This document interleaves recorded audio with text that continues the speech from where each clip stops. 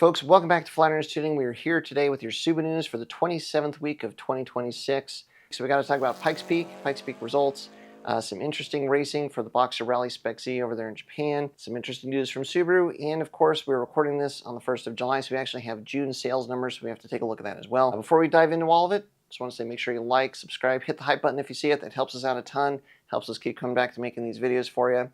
All right, with all that, let's just get into it. We got to talk Pikes Peak first because we're just getting back. We had a really good run this year. Scott and the team, we set a new personal best of our time, 10 minutes and 42 seconds.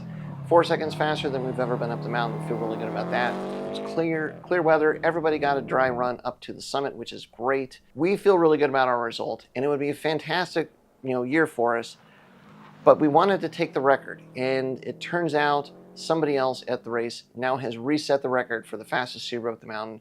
Mr. Zachary Sober had an amazing drive, did a great job, and he is now the fastest Subaru ever to drive up Pikes Peak, set a time of 10 minutes and 28 seconds. He just pushed that mark just a little bit further down. Boy, we still want it. We still want to be the fastest Subaru at Pikes Peak, and we're already starting work now and doing some stuff now to try and develop in the car to get to the point where hopefully we can get really deep into the 10s and maybe even take that record back. So Zachary, next year we're coming for you, but amazing drive. Great job to you and your team and your crew.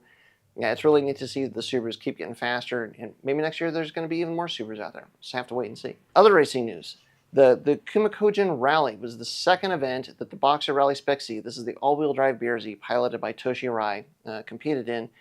And this happened actually maybe a little over a week ago. And the car was doing well on day one. They were on a transit. They were setting down pretty good times. They were on a transit back to service, and then the car just stalled. They couldn't get it to start again. They were able to kind of get it into service, then the engine started, then it stopped again. Turns out they melted a crank position sensor. Well, these things happen, especially when you've done as much custom work to the car as they have to move the engine and all this sort of thing. It turns out what they were saying is it was cooling related. So it sounds like they did not have enough ducting going to the engine to keep everything on the engine cool. Exhibit A, the crank position sensor melting. Sounds like there's some other wiring or pipes or something that was getting hot, starting to get melty. So they've got to work on cooling for the car. They were able to go out and run the second day, and they had a decent result. I think they finished 6th in class, but they had a DNF for that first day. So still a lot of learning going on with this new platform, but it is very custom, so there's definitely going to be a lot of new challenges with it.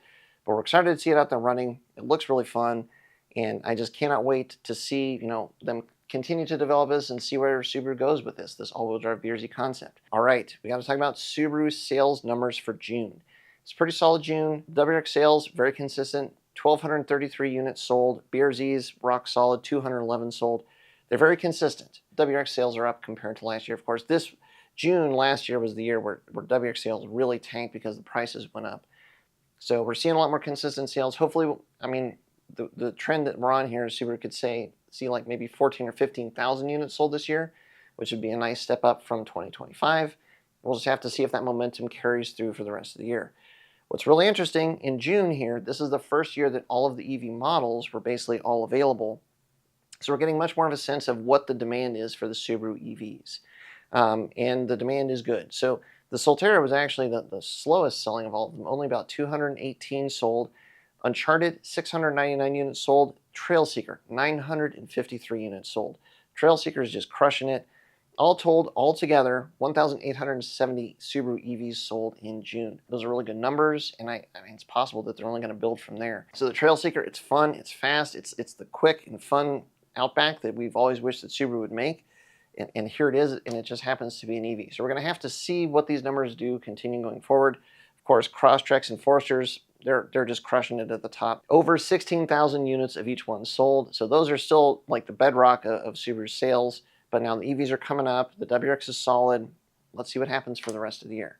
This video is brought to you by Roger Clark Timing Belt Kits and Roger Clark Motorsports Timing Belt Components. There's a lot of good options out there if you're doing a timing belt on your EJ Series Subaru engine.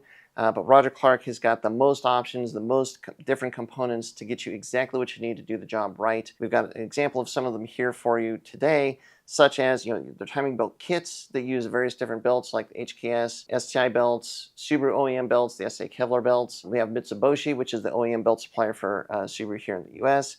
Dayco. All of the timing belt kits use Koyo and NSK bearings. They use an NTN tensioner. They have a lot of different tensioner options. So they have their Motorsports tensioner, which is an uprated NTN tensioner. They have their high grip tensioner. They have their Black Series water pumps. They have their alloy cam pulleys. They have eccentric idler pulleys. They've got a ton of stuff, not only just for the USDM models, but if you've got an early JDM WRX or STI going back to like 93, 94, Roger Clark supports all of those as well with all of these different options as well. That's a lot. Now the good news is we have put all of those options together in a couple of kits where you can go in and just select your model of car and all of the different pieces that you want, and we will put the kit together for you, ship it to you, you'll get exactly what you want. We make it easy to find all those parts so you don't have to go all over the website. So it's a really handy way to get all of the timing components that you need and take advantage of all the amazing options that Roger Clark Motorsports has for you when it comes to doing a timing belt job on your Subaru EJ Series engine. And again, all the way back to those early JDM WRXs and STIs. We love what Roger Clark Motorsports is doing, and we try and make it as easy as we can for you to find all those parts that you need on the Flatirons Tuning website. So with all that being said, check out the Roger Clark Motorsports timing belt kits. Now back to the video.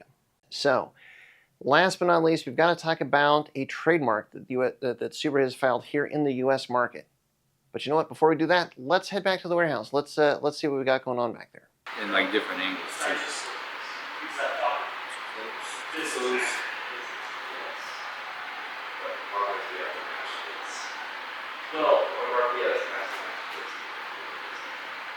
There's some fun things going on. We got a flange.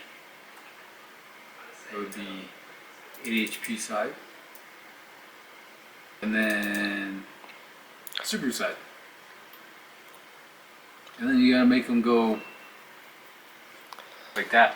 All right. Is that the largest paperweight you've ever seen? Oh boy, yeah. I don't know. We'll just have to see how that all goes. Okay, this trademark. Subaru has trademarked the Impreza TX. Not the XT, but the TX. But the general consensus is that it means the same thing as it meant, you know, on the end of the Outback and the Forester XT, where basically T is for turbo, X is for all-wheel drive. But the Impreza, just the Impreza, not an STI, just a TX, Impreza TX. So what does that mean? Here's the thing. So if you go and you look at the three manual transmission models that Subaru says that they're working on, one we know is very clearly a WRX with a TY85 transmission and drivetrain, the STI drivetrain. The middle one, it's a BRZ. It's just a BRZ. We don't know exactly what they're doing to it, but it's very clear it's a BRZ because it's a BRZ shape underneath the cover there. But then on the end, it's definitely a hatch. From what we can tell from the translation, that this hatchback is going to be something based on the STI Performance B concept. So we're all assuming that this is an STI or the next STI. But like the counter argument, a lot of people have said, well, it really looks like just like a base Impreza underneath this cover. Well, now with them trademarking Impreza TX, is this more what we're going to get instead? Well, let me know what you think in the comments below. Is it going to be just a turbocharged Impreza that's all-wheel drive? And is that a good thing? If it is just a turbocharged all-wheel drive Impreza, I'm guessing it's going to be a smaller engine. It would seem silly that they would put the 2.4-liter turbo engine in this chassis because it's going to then compete directly with the WRX and all the other turbo models, and the Impreza generally is smaller and more of an entry level, and so you'd think that it's going to be a smaller displacement. So I want to throw this one possibility out. Smaller turbocharged engine. What if the Impreza TX gets a 1.6-liter turbocharged engine? Why would that be a big deal? Well, the reason is because for the 2027 WRC specs, for both Rally 2 and I think they're calling it WRC 27, the spec, what is required is a 4-cylinder 1.6-liter engine. It doesn't have to be in line, so they could run a boxer engine. So if we get just a turbocharged Impreza TX, but it has a 1.6-liter engine, is this another key indicator that Subaru's looking at getting back to the WRC? I don't know. This could be the silver lining if we just get a turbocharged Impreza. And you got to figure, you know, you look at the Crosstrek sales.